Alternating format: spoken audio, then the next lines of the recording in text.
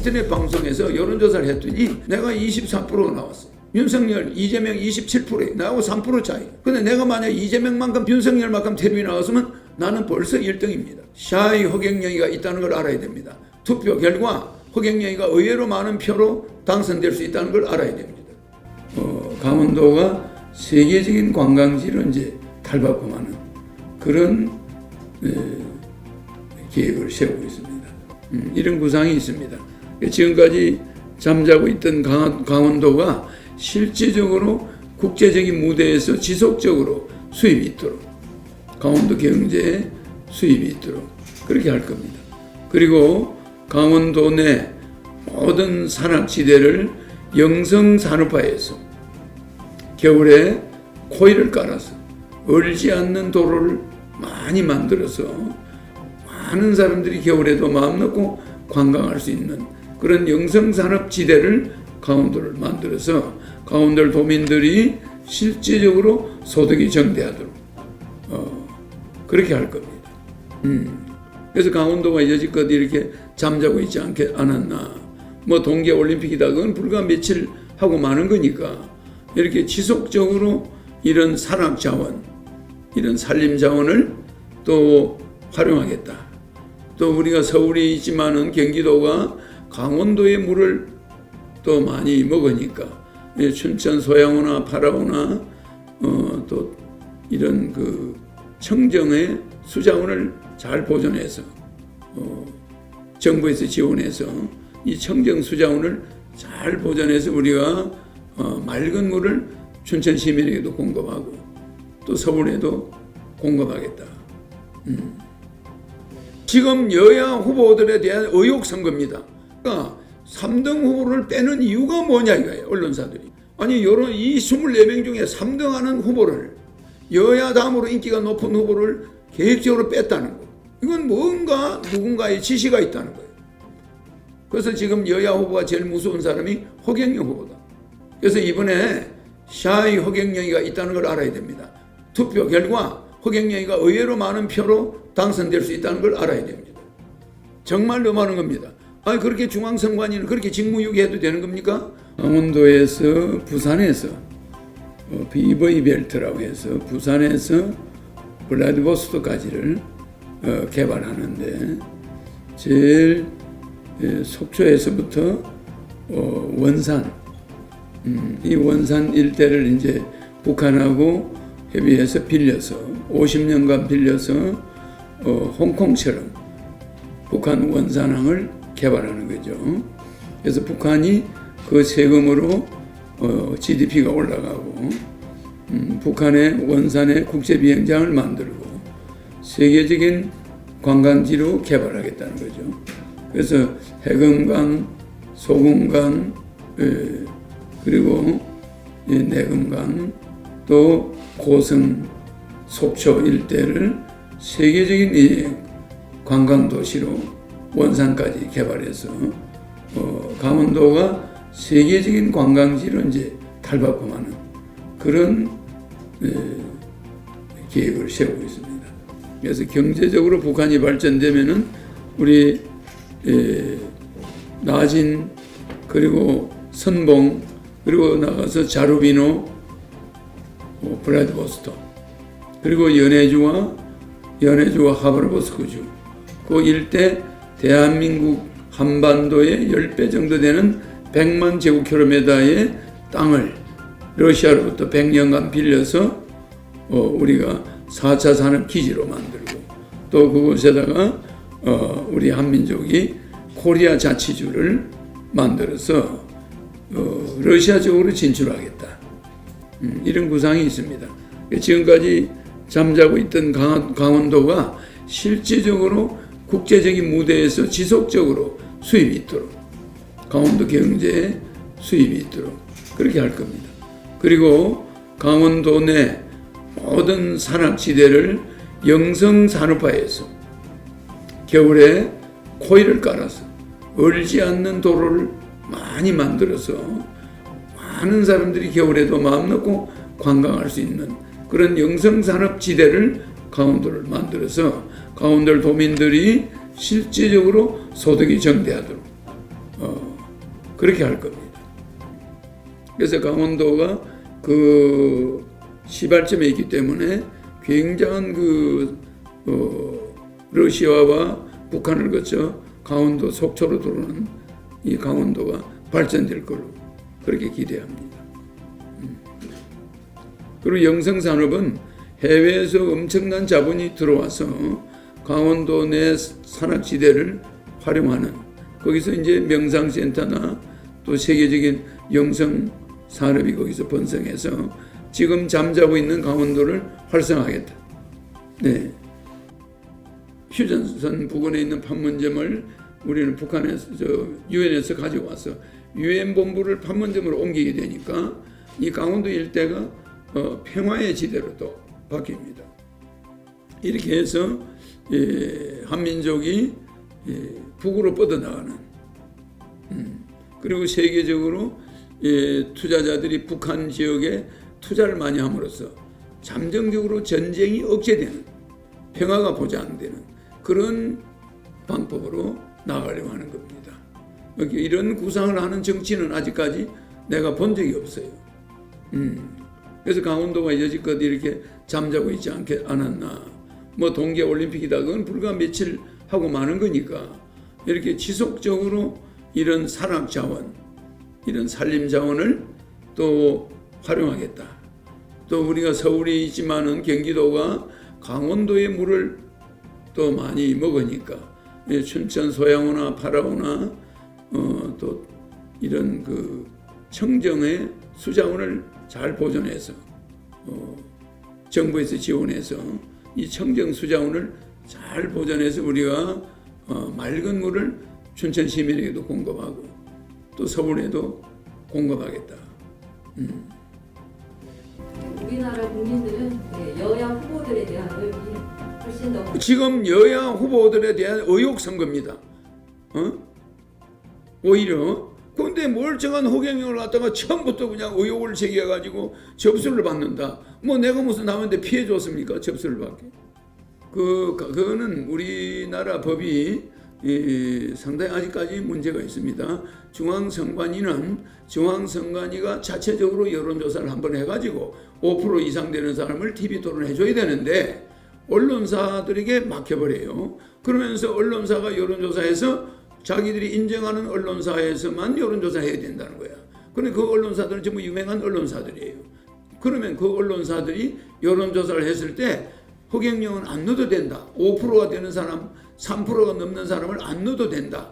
자기들 임의대로 한다. 그건 언론사 마음대로 한다. 이래놓고 그 언론사에서 5% 나와야 출마할 수 있다. 방송에 출연할 수 있다. 이렇게 나와요. 그러면은 그 기준이 애매하다는 거예요. 왜냐하면은 언론사들이 의무적으로 3%가 넘거나 1%가 넘는 사람은 넣어줘야 된다. 이래야 될 텐데 그거는 언론사 자율에 맡긴다. 그렇게 알고 봤더니 모든 언론사가 허경영을 안 넣었어요. 선관위에서 말하는 그런 큰 언론사들은 허경영을 넣질 않아요. 이건 누군가 지시가 있다는 거죠. 허경영은 여론조사를 안 해버리는데 그럼 중앙선관위는 뭘 보고 내가 5% 됐다 안 됐다 표현합니까? 그거 법적 근거가 잘못된 거예요. 중앙선관위가 이렇게 해야 됩니다. 거기에 어떤 강제성이 있어야 됩니다. 각 이름 있는 메이저 언론사들은 여론조사를 하되 1%가 넘거나 3%가 넘는 후보는 의무적으로 넣어야 된다. 이래야 될 텐데 지금쯤 윤석열 6만 번, 6만 4천 번, 뭐 5만 4천 번, 이재명 뭐 5만 6천 번, 뭐 이렇게 나왔다면은 나는 말입니다. 몇백 번밖에 안 남았어요. 그러면은 어떻게 이럴 수가 있어요? 내가 만약에 그만큼 나갔으면 지금 1등입니다. 인터넷 방송에서 여론조사를 했더니 내가 24%가 나왔어요. 윤석열, 이재명 27%에 나하고 3% 차이. 근데 내가 만약 이재명만큼 텔레비 나왔으면 어떻게 됐을까? 윤석열만큼 텔레비 나왔으면 나는 벌써 1등입니다. 그래서 이번에 샤이 허경영이가 있다는 걸 알아야 됩니다. 투표 결과 허경영이가 의외로 많은 표로 당선될 수 있다는 걸 알아야 됩니다. 정말로 많은 겁니다. 아니 그렇게 중앙선관위는 그렇게 직무유기해도 되는 겁니까? 언론사들 보고 언론사들이 재량껏 후보를 결정할 수 있다. 넣고 안 넣고 마음대로 할 수 있다. 이래 놓으면은 언론사가 윤석열, 이재명 안 넣으면 그러면 뭐 그분들의 국회의원이 있으니까 TV 토론 나올 수 있겠죠. 제가 질문 답하는 거는 아주 원칙적인 이야기입니다. 어떤 감정이 섞인 게 아니에요. 왜 언론사들이 일제히 허경영을 여론조사에 안 넣느냐? 그런데 이제 중앙선관위가 원치 않는 이름 없는 언론사들이 여론조사하면은 5.7%, 5.6% 뭐 이렇게 나와요. 그러니까 그건 국민들이 다 알고 있잖아요. 그러니까 5%대, 4%대, 3%대부터 저는 싹 빼버려요. 예. 지금 대통령 나가겠다는 사람이 24명이 있는데 거기서 3등 한 사람입니다. 한동안. 근데 그 사람을 여론조사에 빼버리고 안철수만 심상정 둘이 또 김동연은 0.3%인데 항상 여론조사에 넣어요. 그 사람은 계속 0.3%야.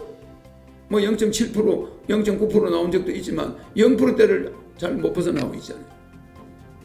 그런데 나를 빼버리고 여론조사하니까 안철수 여론이 높아지는 거예요. 그게 불공정한 겁니다. 근데 나를 넣으면 또 안철수 지지율이 내려가요. 그러니까 누가 덕을 보냅니까? 나를 안 넣음으로써. 그러니까 3등 후보를 빼는 이유가 뭐냐 이거예요. 언론사들이. 아니 여론 이 24명 중에 3등 하는 후보를 여야 다음으로 인기가 높은 후보를 계획적으로 뺐다는 거. 이건 뭔가 누군가의 지시가 있다는 거예요. 그래서 지금 여야 후보가 제일 무서운 사람이 허경영 후보다. 대통령이 되면 무조건 1억 주고 2달 안에 18살 이상 18세 이상 1억 주고 매월 18세 이상 월 150만 원 줘서 국민 생활이 안정되게 하고 국민들이 2천조의 빚을 갚게 해주겠다. 대통령 당선돼서 4천조의 양적 완화를 해서 3,500조를 국민들에게 주겠다. 2천조 가계부채 갚을 수 있도록. 그거 얼마나 좋습니까? 그러니까 지금 농민들이 이 강원도 도민들이 농업에 빚이 많은데 이거 허경영 당선되면은 그 뭐 아들 둘 결혼 안 한 아들 둘 18살 이상만 있으면은 돈 한 4억 내지 5억이 들어오잖아요. 그리고 매월 돈이 또 들어오잖아요. 매월 65세 이상은 220, 65세 미만은 월 150, 부부 300만 원, 노인들은 월 440. 아주 효도하는 겁니다. 이것이 보장받기 때문에 실제 대통령 선거에서 어떤 결과가 올지 아무도 모릅니다. 1000명을 가지고 여론조사했다 해서 그게 다가 아니에요. 우리 국민들은 굉장히 어려워져 있습니다. 정권 바꾸면 뭐합니까? 정권 바뀌어서 윤석열 후보 대통령 됐다 해도 4개월 만에 200명의 국회의원을 가진 민주당이 탄핵 들어갑니다. 그러면 4개월 후에 또 대통령 선거하게 돼요. 그 우리 국민들은 지금 또 혼란한 여소야대 정국을 맞이하려고 하는 거예요. 그 정권 교체는 아무 의미가 없다는 거예요. 그러면 국가는 또 혼란해지고 경기는 더 없어지고 코로나는 지금 10만 명대로 들어간단 말입니다. 매일 코로나가 10만 명이 나오면 어떻게 되는 겁니까? 코로나 긴급 자금을 18세 이상 1억, 대통령 당선 2개월 안에 지급한다. 그리고 코로나 통장은 압류가 안 된다. 세무서에서도 압류할 수 없다. 그러니까 국민의 생활을 딱 보장하는 거죠. 그 다음에 월 150, 65세 이상 월 220 평생 나온다. 18세 이상. 그러니까 가족 수가 많은 사람들도 생활이 안정되고, 그 다음에 결혼을 하는 사람은 3억이 나온다. 무조건 평생 쓰는 돈이다. 3억. 출산하면은 5천만 원. 그리고 애가 10살까지 매월 100만 원. 이렇게 되면 우리 국민들 생활이 안정돼요. 종합토지세, 토지 양도소득세, 재산세 없어집니다. 양도소득세와 재산세는 중산층까지 면제되고 의료보험이 없어집니다. 중산층까지만. 그러면 의료보험은 국가가 대납해줘요. 산재보험, 고용보험 뭐 전부 다 직원들에게 공제하는 건 없어집니다. 갑근세 폐지됩니다. 월급을 받는데 세금 먼저 공제하는 제도 없어집니다. 그러니까 전부 갑근세도 없어지고 월급을 100% 자기 손으로 받았어요. 의료보험 폐지됩니다. 중산층까지는 의료보험을 안 냅니다. 국가가 대납해줘요. 그러니까 모든 의료 혜택은 공짜로 보는 거예요. 상류층은 의료보험이 내죠. 그러니까 제가 대통령이 되고 나서 여러분들은 국민배당금 나오죠? 각종 보험이 싹 없어집니다. 안 냅니다. 누가 내주냐? 국가에서 내줘요. 그리고 농민들이나 국민들이 1년에 이자를 100조 내는데 1900조 가계부채에 대해서 내고 있는데 이 100조를 안 내게끔 갚아줍니다. 3500조를 가계부채 갚는데 투입해줘요. 1억씩 줍니다. 그러면은 약 3500조가 나갑니다. 그리고 이제 군인들은 옛날부터 주장했죠. 모병제입니다. 월급 200만 원씩. 그리고 여성가족부 없어집니다. 여성가족부가 결혼부로 만들어가지고 결혼하는 사람은 무조건 3억씩 줍니다. 재혼은 해당되지 않고 초혼에만 해당됩니다. 반려동물은 무료 진료 카드를 줍니다. 모든 반려동물을 가진 사람들은 무료 진료를 받습니다. 돈 안 들어갑니다. 또 안경 무료 카드. 눈이 나쁜 사람은 차별받지 않습니다. 안경은 언제든지 가면 무료로 공급받습니다. 국가에서 지급해 줍니다. 그리고 여러 가지 공약이 33가지가 있는데 나머지 뭐 공약들은 원체 많으니까 우리 시간상 공약은 이 정도로 하겠습니다. 이거는 내가 박 대통령한테 받은 지휘봉이에요. 대통령 이름하고 이게 다 쓰여 있죠. 이거는 우리 저 자료 사진이 있으니까 이거는 박정희 대통령이 이걸 쓰다가 77년도에 나한테 줬는데 요새는 그 이후에 박정희 대통령이 이 금으로 된 걸 똑같은 걸 만들었죠. 대통령 기록물 보관소에 있는 사진이에요. 있어서 요거를 나한테 줬는데 그냥 준 게 아닙니다. 허경영이가 이 나라를 나중에 자기 정신을 이어가라고 준 거예요. 지휘봉을 남한테는 주겠습니까? 우리 기자님들 오늘 이렇게 나와주셔서 고맙습니다. 네, 고맙습니다. 질문에 답해 주신 허경.